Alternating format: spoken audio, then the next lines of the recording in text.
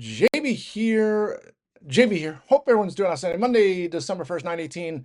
Really quick rant talk about the market. Some names I'm looking at go from there. S&P futures in the red. First trading session of December. S&P down about 0.6%. No major news or catalyst overnight. Futures opened slightly in the red and then just kind of accelerated. I don't know, it was like 6:30, 7 o'clock last night. Some of it, I guess, the Bank of Japan governor hinted. I guess there was some. I don't know if it was a meeting note or whatever that came out that they hinted they might raise rates at their meeting later this month. So I don't know if it's that, but Bitcoin just tumbled. So it's like someone hit a sell button, and that took off, and then futures followed, and nothing really changed overnight. And kind of, I would say the futures hit lows just a little while ago. At about 7:45, SPY came down to 678, and we've been kind of chopping around ever since. Same with Bitcoin down to 85, down 5%. Yeah, nothing really changed here overnight. So, the worry or the headlines might be a little bit around that the carry trade, the yen carry trade that happened in the summer 2024. More rumblings of that back in April during the Liberation Day situation, tariff situation. There was more talks. Hey, this going to crop up again. Then there was the election surprise. More of a dovish candidate got selected. I forget what her name is, but now there's talk that it might go back to a restrictive policy, right? So raising rates when everybody else is cutting rates is not what you would think would be a good thing. So uh, now you have that yen carry trade situation talked about again. Some of it, I guess, is because the yen has been weakening. I think it was like 10-month lows in regards to the currency. So a way to help backstop that, raise it, whatever it is, whatever that catalyst was. We'll see what happens here this week. We have 5 sessions in a row today. Well, 5 straight days to the upside for the S&P. Last week up 3.7%. So you have to think at some point we're going to have a little profit taking. Maybe that's the news overnight is just a little excuse for some profit taking. And I mentioned this a couple of weeks ago. It's like Bitcoin used to be Bitcoin rallies because the market was rallying. Nasdaq's up 2%, so Bitcoin would kind of follow. And now it's like, oh, markets are down because Bitcoin is selling off. So it's funny how that has switched. It's kind of like a risk on risk off proxy for the market. Well, anyway, we'll see how things play out here today. I put on this spot. 679 is a big spot for me, so I want to see that hold maybe some consolidation. Of course, we're right at 679 as I'm on here on the audio. I'm continue being in the market environment where I'm open to both sides of the trade. I'm hoping I don't have to get some put hedges this week, right? But have to be open to it, otherwise you get caught with your proverbial pants down, right? So I'm still open to both sides of the trade.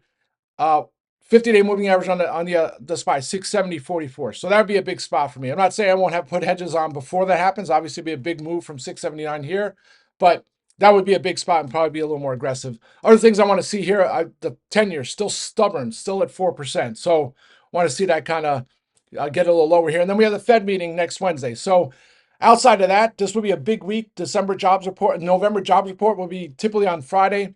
We're not getting that for 2 weeks. So outside of that, we have PMI data. So the manufacturing PMI comes, I think, at 9:45 or 10 o'clock today.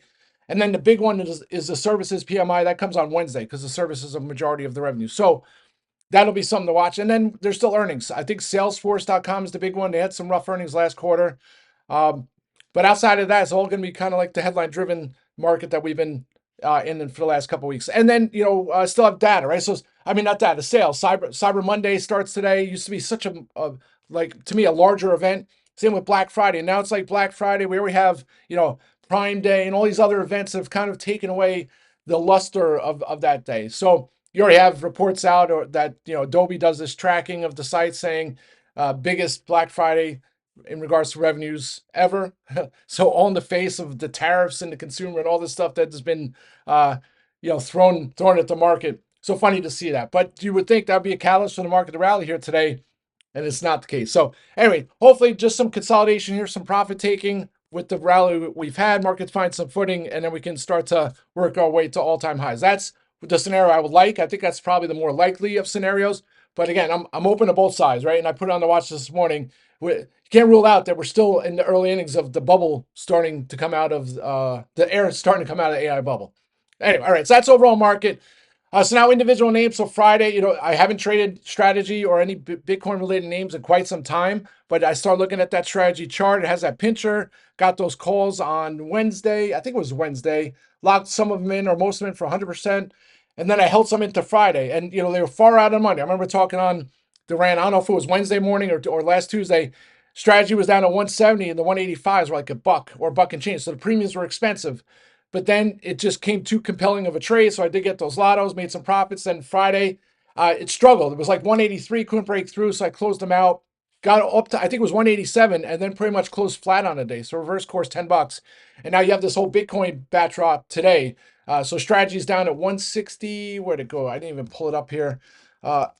But you still have a pincher setting up here. It's 168. So came all the way down to 165. I'm actually surprised it's not down more than it is today. But I keep talking about how it's possibly, is it broken, right? You would think of it, I think it was a 0.49 correlation to the Bitcoin trade. So you would think it would be a 1.0 correlation. So for every percent up in Bitcoin, it would go up. Strategy should go up somewhat in lockstep. And it's been anything but. So whether that means it's broken or that means there's an opportunity. So I'll continue to look for this one for a trade, but thankfully I didn't get any strikes into this week. Maybe the premiums come out. I could see that this pinching back over $200 in a flash if Bitcoin finds some footing here today. And then coin, I was actually looking to trade some coin into this week. I got those calls on Friday, and then it couldn't break over 280. Once it failed to break 280, I closed them out for a small gain. And then again, similar strategy. Thankfully I didn't hold some calls into this week. Coin's down here at 261.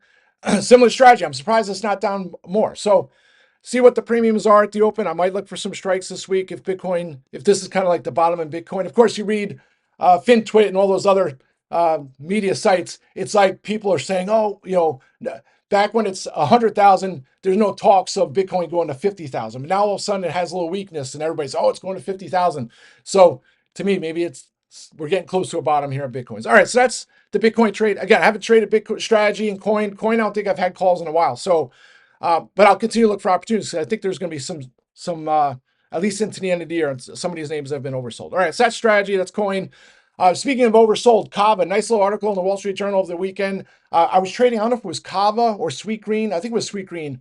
As kind of some of these casual dining names that have kind of come to the forefront recently, these high growth names. And take a look. Kava's down 55% this year. A nice little article over the weekend talking about how it's, it might be an opportunity for a bounce. Like the story's not over. And then you take a look at what Chipotle has done over the last year or so. It's like its growth story is over, and now it's like a value name, right? And here's Kava. Kava still has an opportunity to open a heck of a lot more locations, and I still think it's still in that growth phase. So it's not a name that I've really watched too much, especially since it's dropped from $145 back. I think it was the summer of this. Was it this year? Maybe it was last year. But it could be an opportunity here to play for a bounce. I talked about it was Michael Burry posted on his little blog last week talking about some of the names that are oversold or sold, bad performing stocks that are getting sold off from hedge funds so they don't look bad when they have to report their holdings at the end of the year. So this is one of those names that might be primed for a bounce. So I might look for some strikes there today. There's only 4 minutes here to the open, so I got to get off here soon in a second. Lemonade, nice little bull flag setting up. I keep talking about trying to get some strikes, some more strikes, now that the Novembers are over, to play for a move to triple digits. I'll be watching that one. I think that's it here, folks. I got to get off here, but still watching Duolingo too. Open to get some more strikes into next week. I think the 240s for December 19th look interesting on a risk-reward basis, and I'll try and get back on audio later. Let's have a great day. Rock and